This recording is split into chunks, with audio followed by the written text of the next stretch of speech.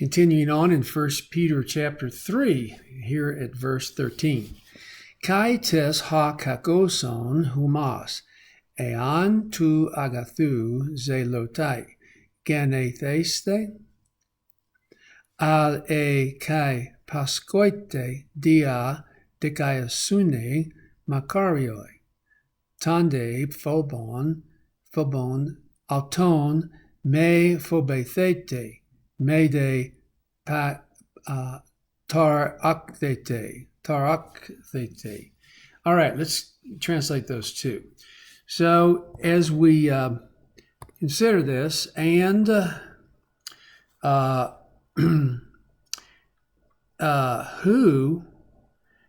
now you have a substantival participle. Who is the one going to harm you? Who is the one who will harm you? If you should become, if you should become zealous of good works, is what we're zealous for good, you might say. But even if, translating the kai adverbially, even if perhaps you should suffer. Now, we'll get to that in a minute. That's an optative, very rare. If you should suffer because of righteousness, makarioi, you are blessed.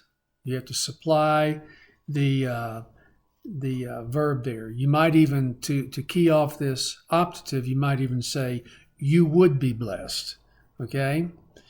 All right. But pick up the verb here, but do not fear those, do not fear the fear of them, and neither be troubled. It's really an odd sentence there. So, okay, let's see. Let me change pens here real quick. All right, here's what we have. Hakakoson is substantival participle, and of course we are looking there at a future active participle. Very interesting form.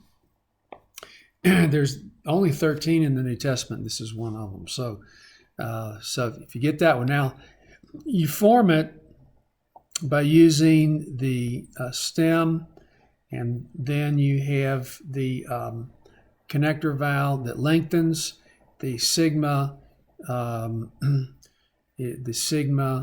indicating future, and your personal endings.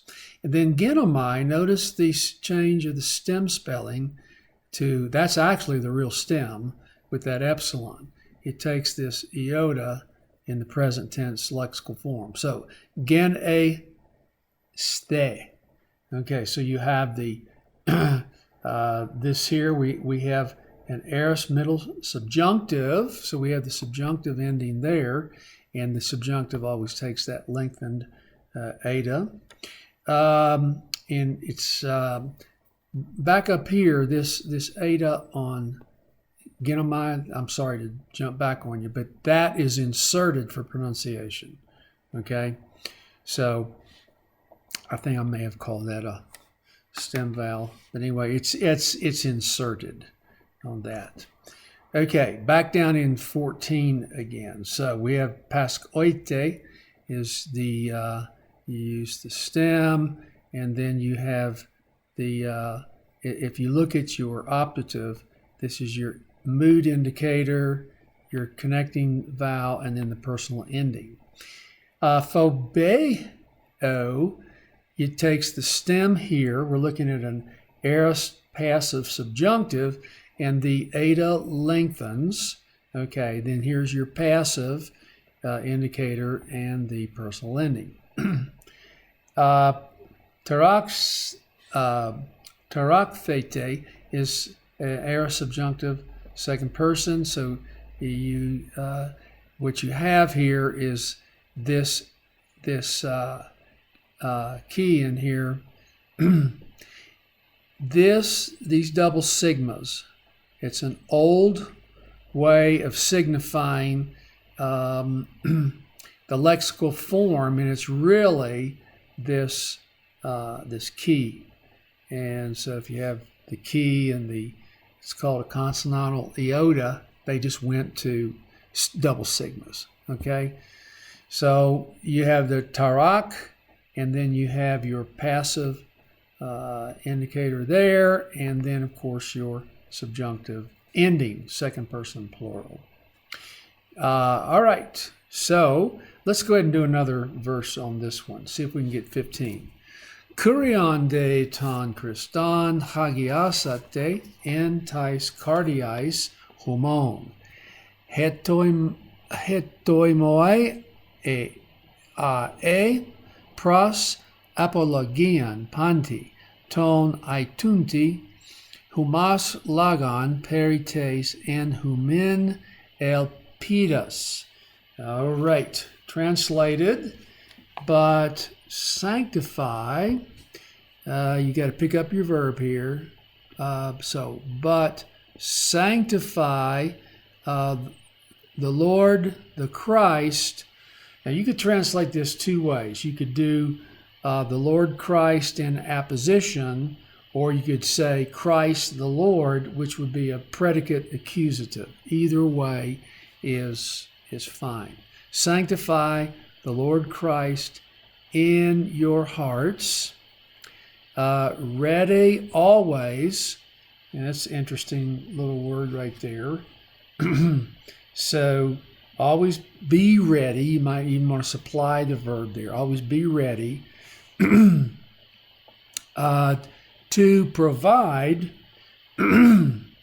Let's see. No, I don't think I have. Well, for it's almost idiomatic. You almost have to supply something in there. Be always ready with a defense, to provide a defense. Apologian, which is our word for apology. See that? For apology to all who are asking you a word regarding the hope in you. You see how that goes? So you have to put it all back into good English word order.